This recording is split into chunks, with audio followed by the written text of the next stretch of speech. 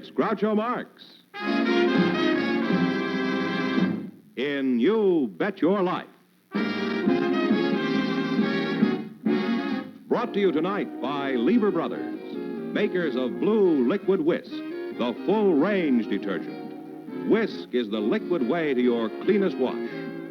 And Pepsodent, that cleans more effectively, polishes more protectively than any other leading toothpaste in familiar carton or handy new push-button container. And here he is, the one, the only...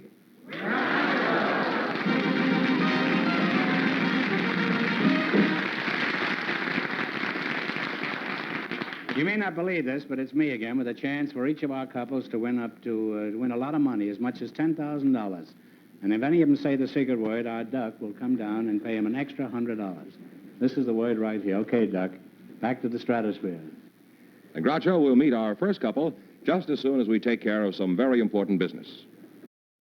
George, who's first? Oh, Groucho, Diana Dodd is waiting to talk to you. Her partner is a special guest, one of America's best-known writers of humorous verse, Professor Richard Armour. So, folks, you come in, please, and meet Groucho Marx.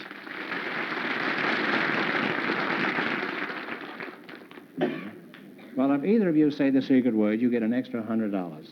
It's a common word, something you see every day. Well, Groucho, the secret word? Secret word, yes. Well, you said, say the secret word and win $100. Yes. Well, I said the secret word. What is it? The secret word. Oh, no, no, no. Well, you just said, say the secret word and win $100. You can't get away with anything as...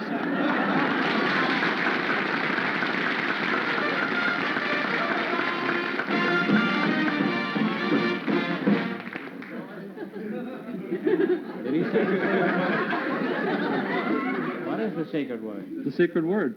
Excuse me. Excuse you? Yes. I'd be delighted to. Huh? We've just got Would you like to from have the... your seat here? No, that's all right. I just have a moment here. From the CO? Well, from the CO over here, that we will allow you to do what you just did, but nobody else better try this. That's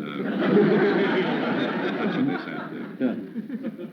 Thank you very much. You're welcome. I had nothing to do with it. You looked comparatively honest when you first came out here. Well, in case you don't know who this crook is, I mean this man is, his poems are published regularly in the New Yorker and Harper, Saturday Evening Post, and the Horse Breeder's Guide. Now then, you're Edna St. Vincent Millay, is that right? Oh, no, I'm Diana Dodd, or Scotty Dodd. You're a Scotty dog? Well, would you care for a bone? Now, why were you so crooked? You're not honestly going to take that $100, are you? Well, I get only half of it, you know. You mean I was just doing it for her, yes. Well, I'm sorry. Oh! What part of Scotland are you from, Scotty? Dunfermline. Dunfermline? Yes, that's way up north. Where were you born? Harrisburg, Pennsylvania. That's in Scotland now?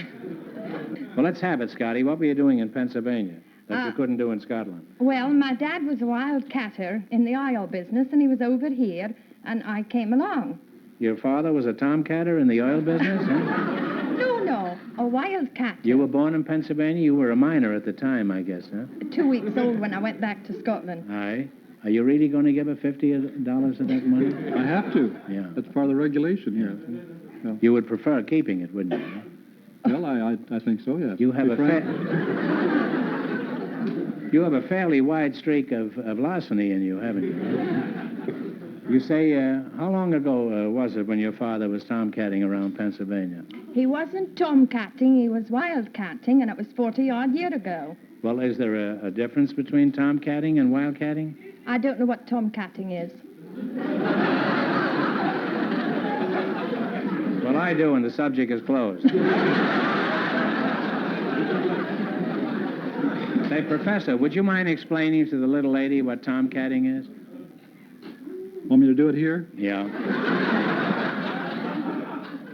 Well, I've never explained it this way before, but I would say it's when a young man or a young cat is just out looking for something to do.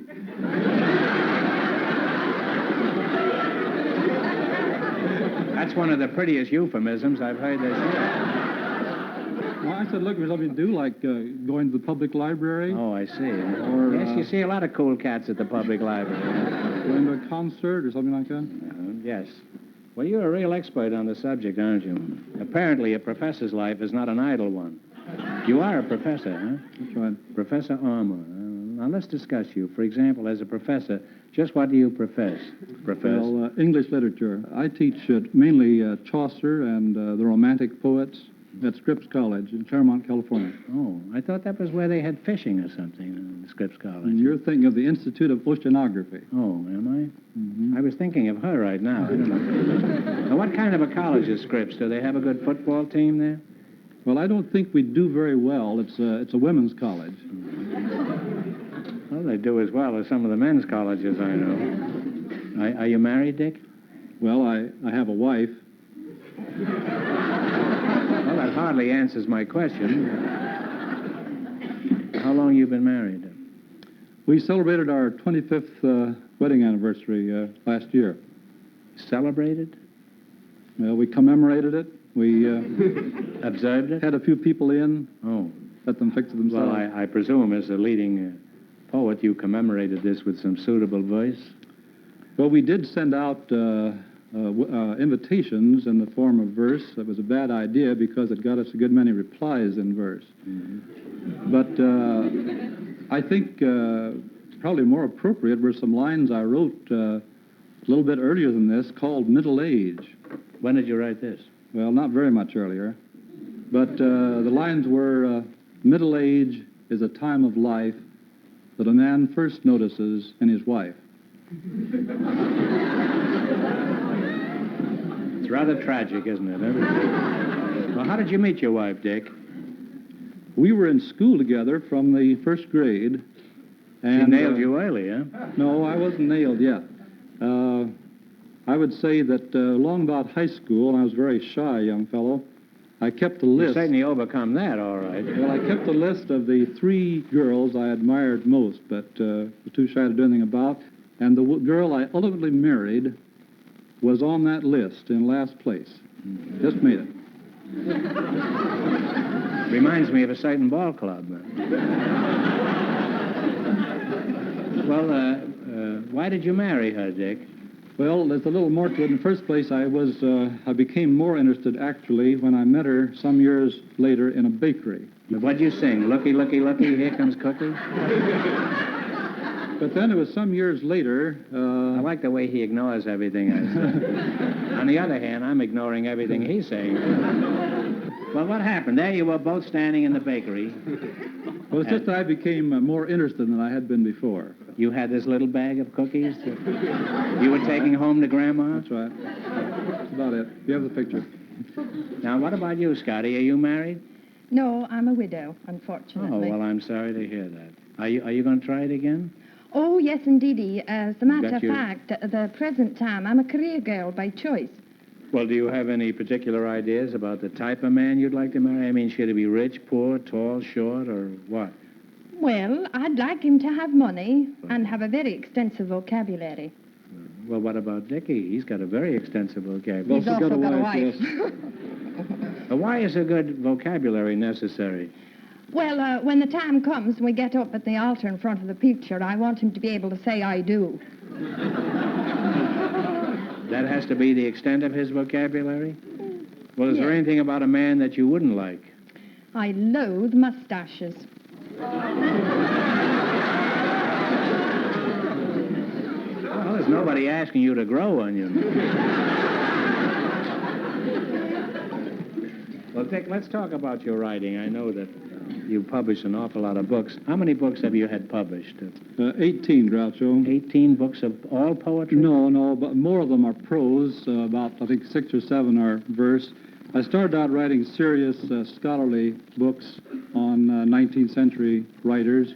Now, what are you working on at the moment? Anything the world should know about? Well, I'm following up a series, more or less, of books that have been called It All Started With. It all started with Columbus. It all started with Europa. It all I've read started a with Eve, number and so of on. And this one, which is just out, is a book called It All Started With Marx. Well, it's very flattering. Why did you want to write a book about me? Is it all about quiz shows? Well, I'm sorry to say it isn't about Groucho Marx. It's about Karl Marx. I want to make it clear that Karl Marx is not one of the Marx brothers. He happens to be one of the Ritz brothers.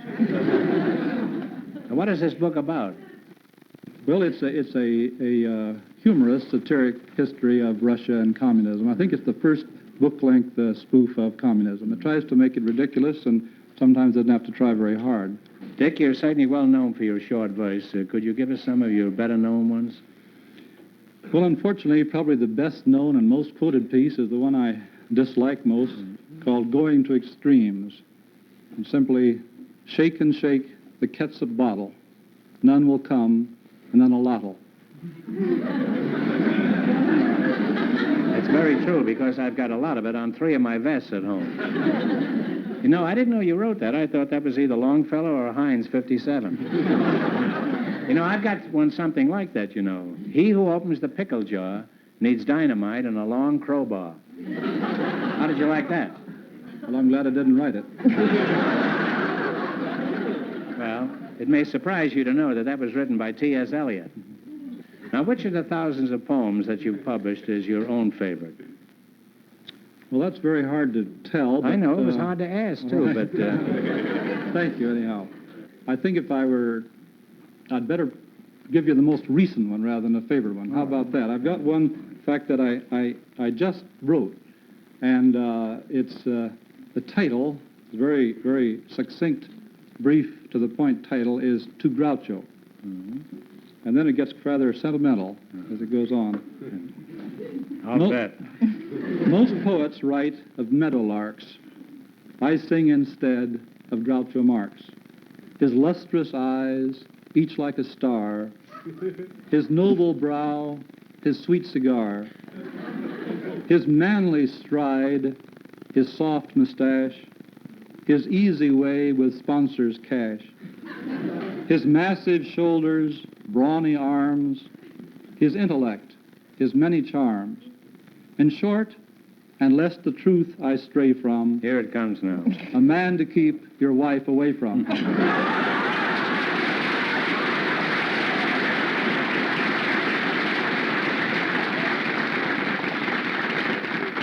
Well, Dick, I could go on talking to you for hours, but unfortunately, I can't think of anything to say. So let's get on with the quiz. Suffice it to say, you're a real charmer, Richard Armour. Thank you.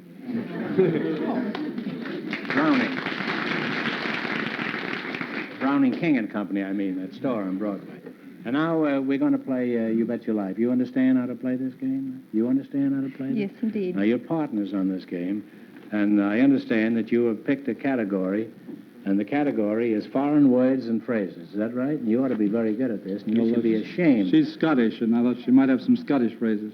Now, all of the following are foreign words or phrases used in everyday speech. If you miss 2 in a row, you're out. If you get 4 in a row right, you win $1,000. Now, what is the Latin word now commonly used that means a list of things to be done? Memorandum. Do you want the singular or plural? Oh. Well, memorandum is a singular. That's good. Memorandum? Right. Memorandum is all right. Yes. We have here agenda, but Well. the man who makes up these lists That'd be, agenda's probably didn't better term. graduate from primary school, so he... What are you laughing at? It's him. What is the French phrase that means a blind alley?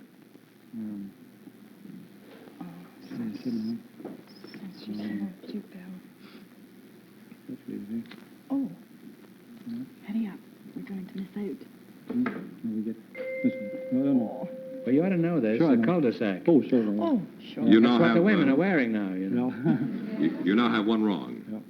Don't get the other What is the one wrong. French word that means a male cook? Chef. Right. You now have one right. What is the Spanish phrase that means good day? Bonus dias. Buenos dias. Bonus dias to you, too. Buenos dias. You now have 2 right. What is the Spanish phrase that means go with God? Vio con Dios. Or adios, yeah. Got vio con Dios, yeah. Vio con Dios. Say, this kid is no schlemiel that you've got here. You have 3 right now. Get the next one right, and $1,000 is yours. What is the German phrase that means till we meet again? Auf Wiedersehen. Auf Wiedersehen. You didn't get need him 10. at Didn't all. get 10. Yeah. And you got 4 in a row, and you win $1,000.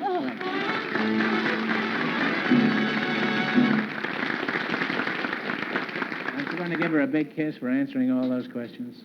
I'm a professor after all. My wife's out there, too. You're a professor after all. Now you've won $1,000. You can keep it and quit, or else you can come back later and try to double your money. You may even get a chance at $5,000 or even $10,000. So go over there and sit down and think about it, and thanks for being on the show. Thank you, Groucho. Out of it.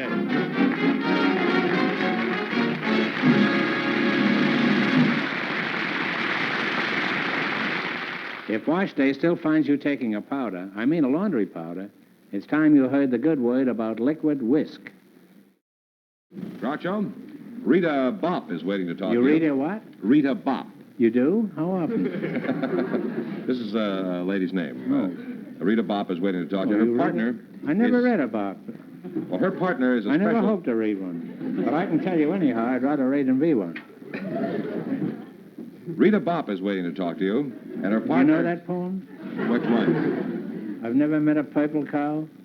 I never hope to meet one, but I can tell you anyhow, I'd rather... See than be one. Than... Rita Bopp is waiting to talk to I thought you didn't know it. you. Got you to call the sack Yeah, there. sure. You let me read the first two lines, then you get to laugh, huh? Pretty cheesy, huh? Your standards are as low as the New York subway. All right. This Rita Bopp has a partner. And he is a special why guest. shouldn't she? There's no reason at all. I'd like to tell you that this special guest is really one of the immortals of sports, and his name is Johnny Weissmuller, and they're waiting right out here. Come on in, folks. Well,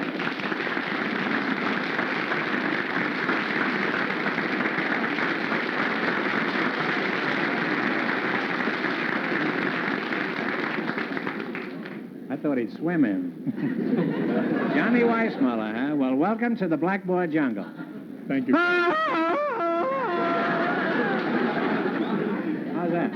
Pretty good, Roger. I say the secret word and divide an extra $100. It's a common word, something you see every day.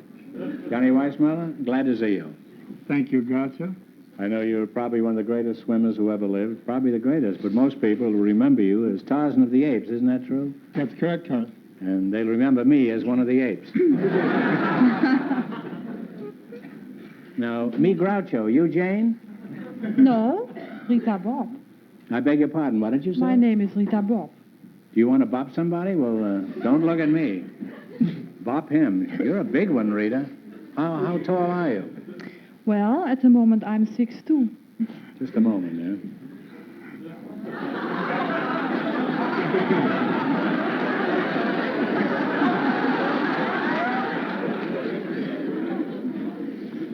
I've never been to Sequoia National Park. And I just wanted to see what it was like, standing between two giant redwoods. Rita, you have a slight accent. What is it? Is it South African? No, Dutch. Dutch? Mm-hmm. Where are you from, Rita? From Amsterdam. From where? Amsterdam. You're not allowed to say Amsterdam on TV. Why not? You can just say Amster. You know what an Amster is, don't you? It's something like a rat. Yeah. Speaking of rats, let's get back to Weissmuller. Well, Rita, tell us about Amster. What is it like there? Well, it's a very beautiful city, very old, lots of old houses and big canals. I've heard a lot about the storks in Holland. Do you really have storks in Holland? Yes, lots of them, plenty. You do, huh? That's where there are so many children born. Oh. And do they stand on one foot? Sure, otherwise they should fall when they pull the other one up. Can't you see that? There. Would you mind telling me that again? Well, I said the storks stand on one foot, and you said, why do they stand one leg. On one leg. Yeah. Why do they stand on one leg? Well, when they should pull the other leg up, they fall. Is this the kind of jokes that they tell generally in Holland? Yes, it's a normal joke. Mm-hmm. Well, if that's Ordinary joke. If that's typical of a Dutch joke, I now understand why Holland is called one of the Low Countries. Johnny, come down from that tree and let's talk about you for a while. Okay, Now, what part of Australia are you from? Well, I'm not really from Australia or Africa. I was born in Pennsylvania. Well, what are you doing now, John? Aren't you on TV with some jungle series? Oh, yeah, I do those Jungle Gym series. I've I done saw those. you with a rubber alligator or something. Didn't I see you wrestling a rubber alligator? That or a wasn't rubber, crocodile? Groucho. It wasn't rubber. Well, how is it when the crocodile turned over, it said Goodrich on the bottom? Well, what are you doing now? Are you engaged in any legitimate employment Oh, that yes. we could discuss? Yeah, besides doing these jungles, I'm in the swimming pool business, Groucho. I build swimming pools. Oh. You know, when I was a kid, most of our pools were in the YMCA, and I was brought up in the YMCA. That's where I learned to swim in the YMCA. Did you? In Bridgeport, Connecticut, yeah. Well, they didn't have many swimming pools in those days, so I got into a business that I thought might help the other kids, and I'd like to see a pool in every kid's backyard, teach them how to swim. You're sort of competitive with Esther Williams, huh? Oh, yeah. Except What? you don't get a kiss with my job. What's the name of you? You haven't got the same equipment that Esther Williams has got. What is the name of your company, John? Well, it's the Johnny Weissmuller All-American Swimming Pool Company. Does your outfit have a slogan such as, if you want to get in over your head, just buy one of our pools? Oh, yeah. We do have a slogan. What is your slogan? Well, we start Monday and swim Sunday. And I know the rest of it. If they don't pay by Tuesday, you take it out again Wednesday. Johnny, just for old time's sake, could you give us the Tarzan yell just once? Huh? Oh, I haven't done that in years. I don't know if I can do it. How's that? Well, you can, if I can do it, you can do it. Come on, throw one.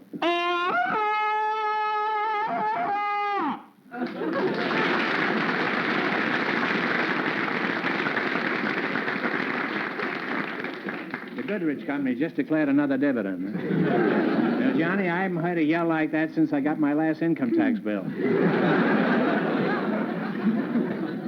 Could you look at her and give us the Tarzan yell? Sure, anybody could. Go on, look at her and give us the yell. Again.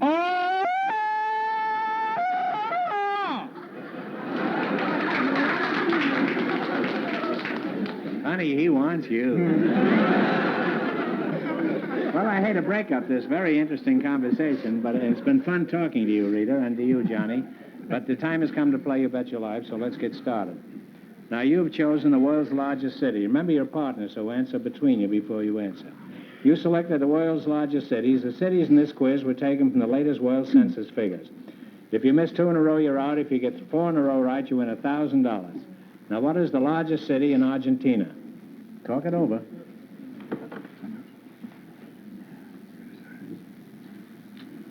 Buenos Aires. You're right. You have one right. Get 3 more right, and you'll have $1,000. What is the largest city in Sweden? Stockholm. Stockholm is right. You have 2 right now. What is the largest city in Denmark? Copenhagen. Copenhagen is right. You're almost there. Get the next one right, and you'll have $1,000. What is the largest city in Brazil? Rio de Janeiro. No, it's a nice city, but it has nothing to do with this. Sao Paulo. Is it? Yes, yes. You now have 1 wrong. If you get the next one wrong, the game is over. What is the largest city in China? Hong Kong. No, it's Shanghai.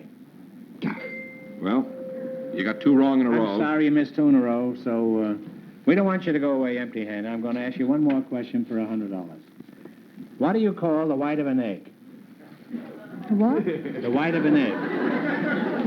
Well, that's a good yoke on you. Why?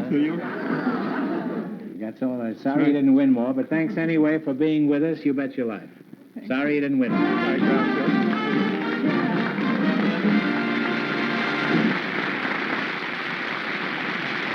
That means our first couple can try for the double chance at $5,000 or $10,000 tonight.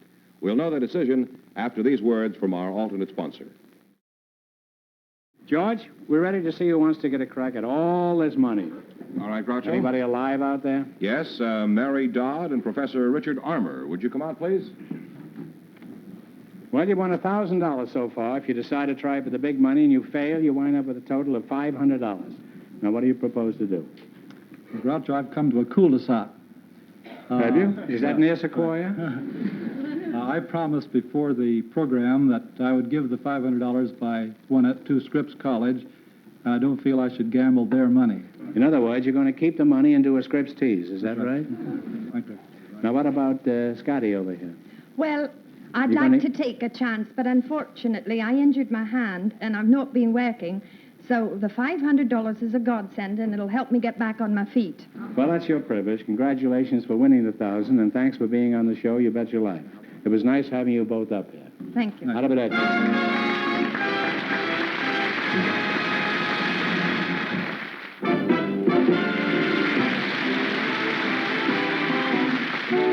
Groucho Marx in You Bet Your Life has been brought to you tonight by Lever Brothers, makers of Blue Liquid Whisk, the full-range detergent. Whisk is the liquid way to your cleanest wash. And the active soap for active people, new Spice Fragrant Lifebuoy, the finest deodorant soap in the world, with Purulin Plus. Your satisfaction guaranteed by Lever Brothers or your money back.